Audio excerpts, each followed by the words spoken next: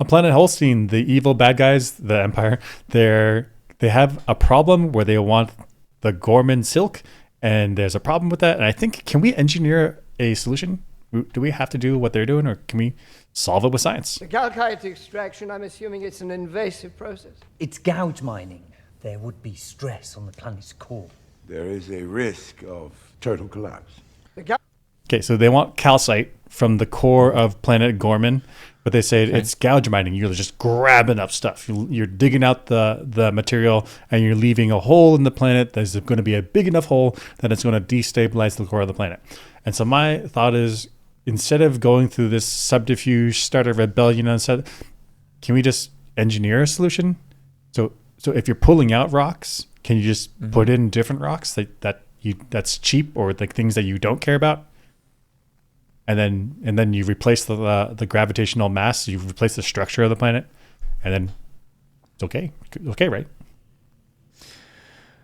Right. So it's additional cost, but you're saying they have the Ghorman have this. They don't want to mess with them for some political reason. Sure. And so instead of coming up with all these other problems, let's engineer a solution. And in fact, there's probably like moons and asteroids in the solar system they're in. Exactly. Grind them up and pump them down into the planet as you take the calcite material away. Exactly. So you have there's some amount of asteroids or moons in the system that you don't care about. Grind them up and just drop them down. Use gravity. Just drop them down. Now, don't drop them down on the planet's surface, because then you could have, asteroid impacts, meteorite impacts. But if you already have a tunnel that you've made from drilling, can you just time it and drop the rocks into the hole? So there's like explosion or whatever, but it's in the hole. Right. And if you get a geologist, physicists, other technical people to engineer a solution, they could come up with a solution so that as you're taking calcite out, you're feeding rock back in. Oh, yeah, you could do like a what is it? Like a space elevator, and you use the falling mass of the new rock to pull up the rising mass of the rock that you do want. Well, that's super good because that's controlled. It's also using the solving a problem that also helps you solve the original problem. You convert the potential energy of the asteroid in space, which you get for free. It's already up there. And you convert that into the potential energy of the calcite that you want and pull it up. That's really good.